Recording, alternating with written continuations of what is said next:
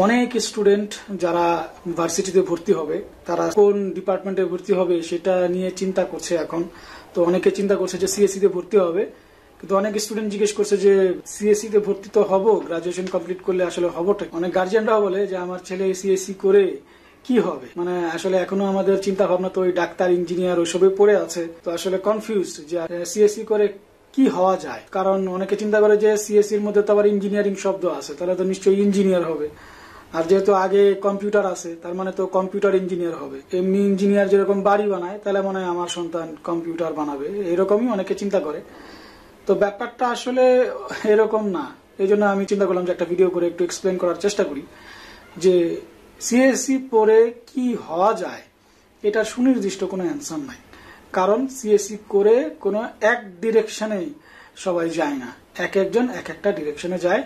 আর এর মেজর কারণ হচ্ছে সিএসসির যে জব বা যে স্কোপ সেটা অনেক বেশি, অনেক লার্জ। চাচ্ছি যে কয়েকটা জিনিস আপনাদের সাথে শেয়ার করি যে এই জায়গাগুলোতে কাজ করা যেতে পারে। ফর এক্সাম্পল, প্রথম হচ্ছে আপনার সফটওয়্যার ডেভেলপার। তো সফটওয়্যার ডেভেলপার হওয়া যাবে, সফটওয়্যার ইঞ্জিনিয়ারিং করার পরেও এটা করা যাবে। আর একটা হচ্ছে সফটওয়্যার ইঞ্জিনিয়ার, দুইটাই করা যাবে, সিএসসি পরেও করা যাবে, সফটওয়্যার ইঞ্জিনিয়ারিং পরেও করা যাবে। কিন্তু দুইটার মধ্যে একটু মেজর ডিফারেন্স আছে। কি ডিফারেন্স? যে সফটওয়্যার ডেভেলপার যে থাকে, যে সফটওয়্যার যে আমরা আপনার কাজগুলো করি সফটওয়্যার নিয়ে, সেই কাজে কোডিং, তারপরে হচ্ছে আপনার টেস্টিং, মেইনটেনেন্স, এই কাজগুলো হচ্ছে আপনার সাধারণত সফটওয়্যার ডেভেলপাররা করে থাকে। কিন্তু সফটওয়্যার ইঞ্জিনিয়ার যে কাজটা করে সেটা হলো যে একটা সফটওয়্যারের সাথে সম্পৃক্ত যত কাজ আছে সব কাজের সাথে সে ইনভলভ থাকে। সিএসসি স্টুডেন্টরা যখন পড়াশোনা করবা তোমরা দেখবা যে একটা এইচডিএলসির একটা জিনিস পড়াচ্ছে, সফটওয়্যার ডেভেলপমেন্ট লাইফ সাইকেল, 7টা ধাপ। হ্যাঁ, তো প্রথমে প্ল্যানিং করতে হয়, তারপরে হচ্ছে তোমার অ্যানালাইসিস করতে হয়, ডিজাইন করতে হয়, কোড করতে হয়। তো প্রত্যেকটা ধাপেই সফটওয়্যার ইঞ্জিনিয়ারের কাজ থাকে, ইনভলভমেন্ট থাকে। তাহলে তুমি যদি সফটওয়্যার ডেভেলপার হও তাহলে তোমার ওই কোডিং এর কাজ, টেস্টিং এর কাজ, মেইনটেনেন্স এর কাজ করতে হবে। সফটওয়্যার ইঞ্জিনিয়ারিং বা সফটওয়্যার ইঞ্জিনিয়ার যদি হও তাহলে সবগুলো সফটওয়্যারের সাথে রিলেটেড সবগুলো কাজের সাথে তোমার ইনভলভমেন্ট থাকবে। তাহলে সিএসসি পাস করার পরে এই ধরনের কাজের সাথে তুমি যুক্ত হতে পারো। মোবাইল অ্যাপ ডেভেলপার হিসেবে তুমি হচ্ছে নিজেকে পরিচয় দিতে পারো। সিএসসি কমপ্লিট করার পরে আমরা মোবাইলের মধ্যে যে অ্যাপগুলো ইউজ করি, অ্যান্ড্রয়েডে বা আইওএসে, এই যে অ্যাপগুলো ইউজ করি, এই অ্যাপগুলো তুমি বানাও, এই কাজগুলো তোমার হতে পারে। তুমি কম্পিউটার সায়েন্স অ্যান্ড ইঞ্জিনিয়ারিং হওয়ার কমপ্লিট করার পরে এই কাজগুলো তুমি হচ্ছে নিজে করতে পারো, নিজেই অ্যাপ তৈরি করতে পারো। এরপরে হচ্ছে তোমার ওয়েব ডেভেলপার। ওয়েব ডেভেলপারের কাজটা কি? এই যে আমরা ওয়েবসাইটে গিয়ে ভিজিট করি, বিভিন্ন ইনফরমেশন দেখি, ওয়েবসাইটে বিভিন্ন কাজগুলো করি, এই কাজগুলো তুমি নিজে করো। সিএসসি কমপ্লিট করার পরে এই কাজগুলো তোমার হতে পারে। ওয়েব ডেভেলপার হিসেবে নিজেকে তৈরি করতে পারো। একটা ওয়েবসাইটে নতুন কোনো ফিচার তুমি অ্যাড করতে চাচ্ছ, ওই একটা ওয়েবসাইটে গেলে দেখা যায় ওয়েবসাইটটা কাজ করতেছে না, ওই সমস্ত বিষয় নিয়ে তুমি কাজ করতে পারো। হ্যাঁ, ওয়েবসাইটটা দেখতে কতটা সুন্দর লাগছে, যদিও এগুলো ডিজাইনের পার্ট, তারপরেও এগুলো চাইলেও তুমি হচ্ছে এই বিষয়গুলো নিয়ে কাজ করতে পারো। তারপরে হচ্ছে ডাটাবেজ অ্যাডমিনিস্ট্রেটর। আমরা জানি যে এই ওয়েবসাইটগুলো ভিজিট করি, তথ্যগুলো কিন্তু ডাটাবেজের মধ্যে থাকে। তাহলে এই ডাটাবেজগুলো রক্ষণাবেক্ষণ করা, ডাটাবেজের মধ্যে চেঞ্জেস আসলে কিভাবে এগুলো মেনটেন করতে হবে, ডাটাবেজের সিকিউরিটি প্রদান করা, এই যে ডাটাবেজ রিলেটেড যে কাজগুলো আছে সেই কাজগুলো তুমি করতে পারো। তাহলে সিএসসি কমপ্লিট করার পরে এই জিনিসগুলো কিন্তু তোমার কাজ হতে পারে। তাহলে তুমি কিন্তু নিজেকে একজন ডাটাবেজ অ্যাডমিনিস্ট্রেটর হিসেবে পরিচয় দিতে পারো। তারপরে হচ্ছে AI engineer, artificial intelligence engineer. AI এর কাজটা কি? যে ধরো তুমি একটা জিনিস জানো না, সেই জিনিসটা নর্মালি কি করো, যে জানে তার কাছে গিয়ে জিজ্ঞেস করো, সে চিন্তা করে কিভাবে অ্যান্সারটা দেওয়া যায়, তারপরে তোমাকে একটা সলিউশন দিয়ে দেয় যে এই কাজটা এভাবে এভাবে করা যায়।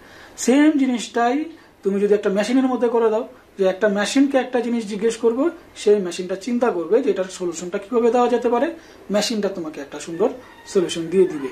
চ্যাট জিপিটিতে যে কাজটা হয়ে থাকে, তাহলে এই যে কাজ এটাও তুমি করতে পারো। তাহলে তুমি নিজেকে একটা এআই ইঞ্জিনিয়ার হিসেবে পরিচয় দিতে পারো।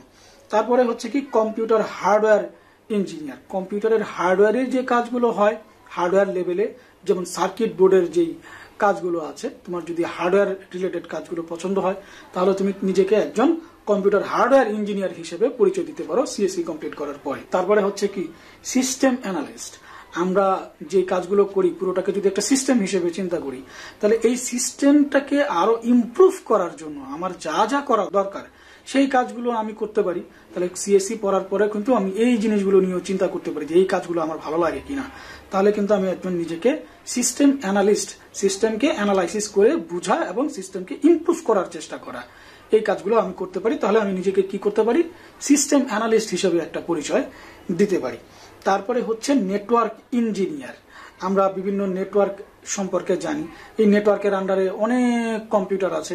এখন নেটওয়ার্কটাকে ইনস্টল করা, কনফিগার করা, নেটওয়ার্কের মধ্যে ঝামেলা হয়েছে, এখন নেটওয়ার্কটাকে ঠিক করা, এই সমস্ত কাজগুলো কিন্তু একজন সিএসসি স্টুডেন্ট গ্রাজুয়েশন কমপ্লিট করার পরে করতে পারে। তখন তাহলে সে নিজেকে কিভাবে কি পরিচয় দিতে পারে, একজন নেটওয়ার্ক ইঞ্জিনিয়ার হিসেবে পরিচয় দিতে পারে।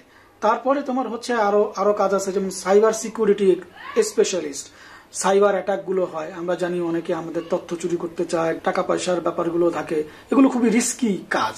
তো এই কাজগুলো তোমার হচ্ছে তুমি নিজে করতে পারো, যাতে কেউ তোমার এই ইনফরমেশন গুলো চুরি করে না ফেলে। তাহলে তুমি নিজেকে একজন সাইবার সিকিউরিটি স্পেশালিস্ট হিসেবে পরিচয় দিতে পারো।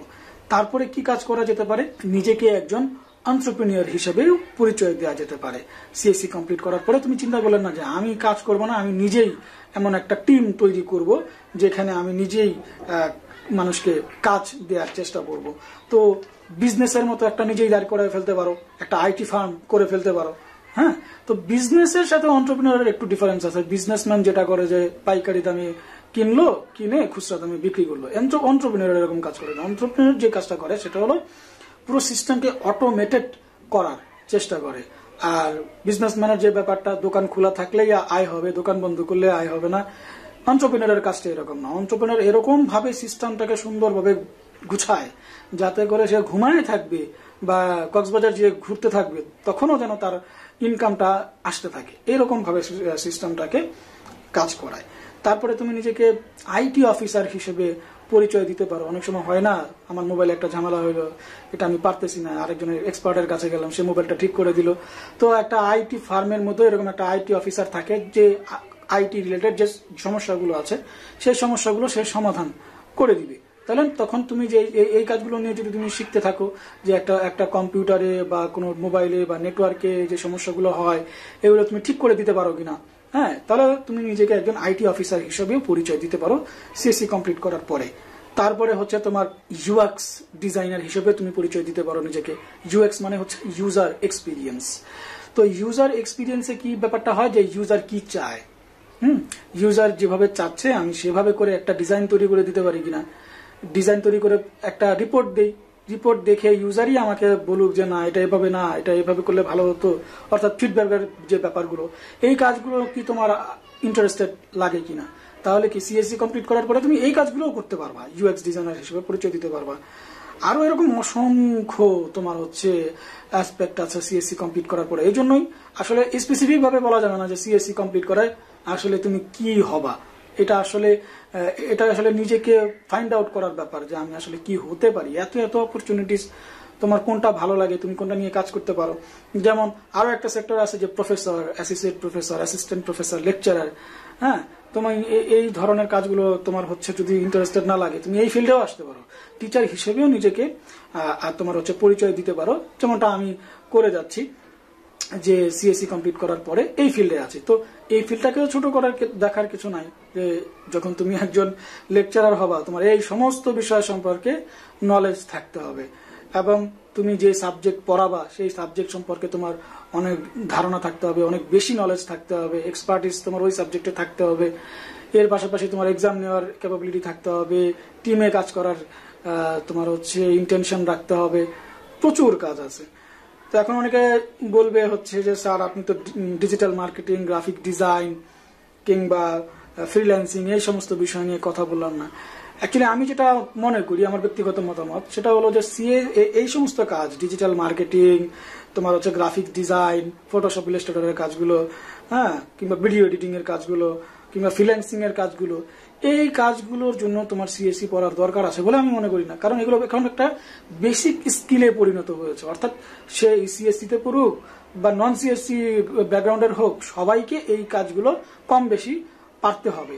ওয়ার্ড, এক্সেল, পাওয়ার পয়েন্টে কাজ করা, একটু ছবি ভাষা করা, ছবি নিয়ে কাজ করা, এই সমস্ত বিষয়ের জন্য তোমার সিএসসি আলাদা করে পড়ার কোনো দরকার আছে বলে আমি মনে করি না।